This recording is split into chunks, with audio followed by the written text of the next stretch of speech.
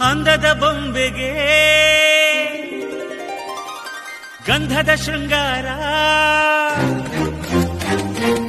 ಅಂದದ ಬೊಂಬೆಗೆ ಗಂಧದ ಶೃಂಗಾರ, ಚಂದದ ಬೊಂಬೆಗೆ ಹೂವಿನ ವಯ್ಯಾರ. ಬಂಗಾರಕ್ಕೆ ಬಂಗಾರದ ಒಡವೆ ಯಾಕೆ ಹೇಳಿ ತಂದನ,